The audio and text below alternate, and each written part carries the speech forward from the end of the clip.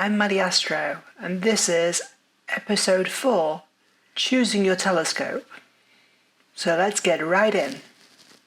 Okay, so I'm at my desktop, and so it goes to my browser.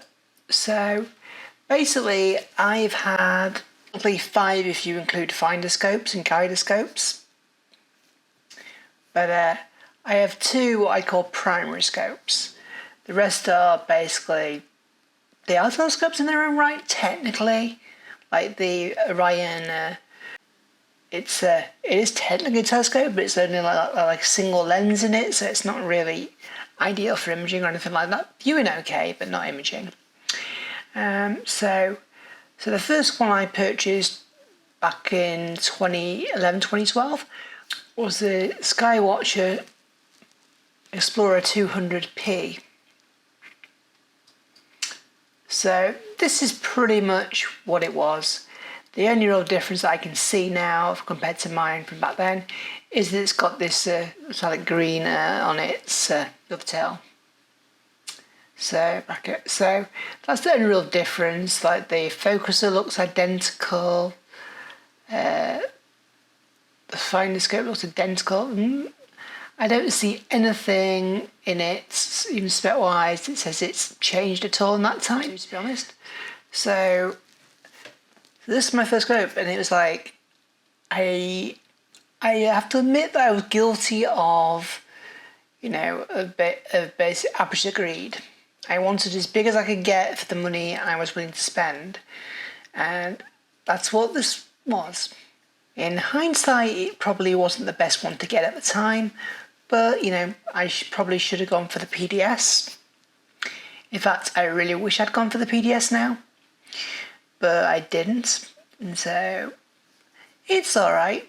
I've had some, probably my best images have been using it, so it's not like it's bad or anything like that.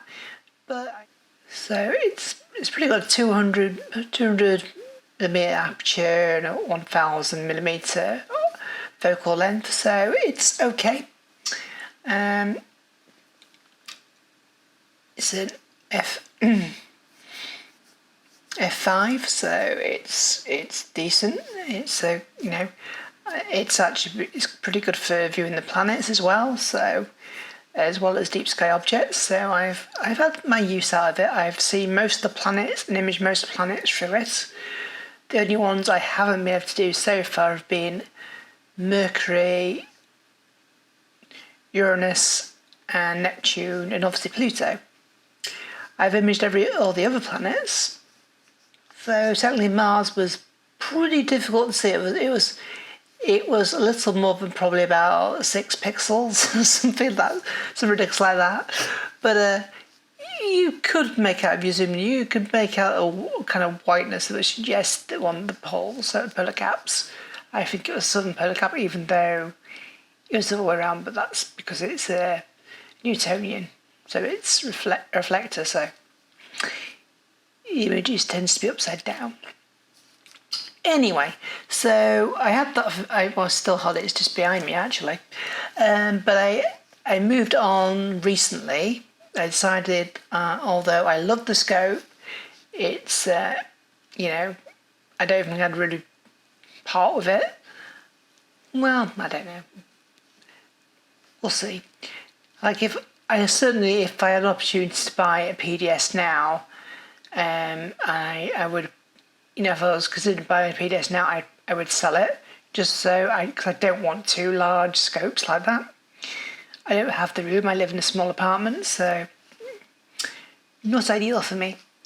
Anyway, so I recently decided I wanted to build a portable rig. I mentioned it in episode 3, talking about mounts. And so I looked around for something that was small. I wanted something that was small but high quality. So I would have the best optics realistically. I could realistically afford £100,000. So I wanted it to be portable, easy to use, something more designed for astrophotography as opposed to being a visual scope that can do some astrophotography like the 200p. So I had a look around and read a lot of watched a lot of reviews, and one that seemed to keep jumping up, something out, was the William Optics Redcat 51. So it's a lovely little scope. It's basically got a 2-inch aperture, but 2-inch aperture, yeah, 51 millimeters, and it's basically 250 focal length. So it's an f4.9, I think it is. Is that right? 4.9? Yeah, 4.9. So yeah. So it's got many advantages. It's got it's imaging circle full frame, so I could potentially one day get a full frame camera and be able to take advantage of that. It's compact. Like you see that it says there, like 225 centimeters fully retracted. Like in that state, it's like that. It's really, really small. In fact, I've got it right here.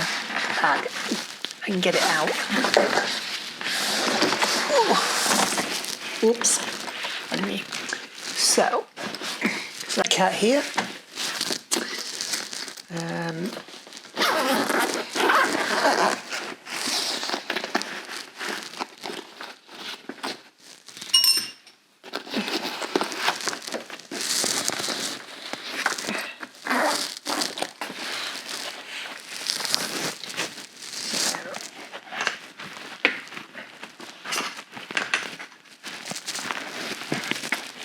Just to prove I actually do have it.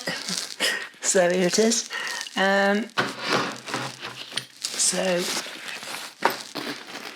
yeah, it's really compact. How compact is that? Really, it's like amazingly compact. So, and I think there's literally 4 lenses in here. 4. Like, it's quite heavy. But it's a really good scope. I'm really happy with my purchase. It took me quite a while to find somewhere that actually had stock.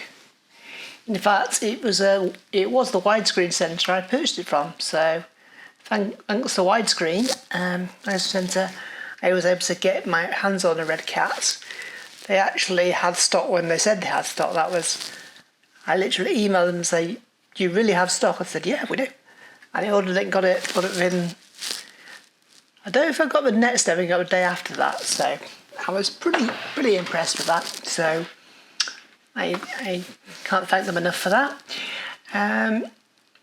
So yes, so it's a little scope, a lot of room to grow, and at some point I will probably look to get something bigger again. But I'm sticking with. I think I'll stick with the refractors from now on, just because they're more portable, and I think I think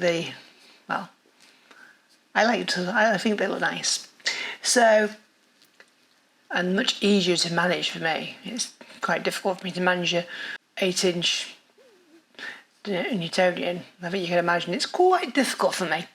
So anyway, so yeah, that's pretty much all I wanted to say on this video, really. Any questions, please let me know in the comments. So until then, clear skies. Bye.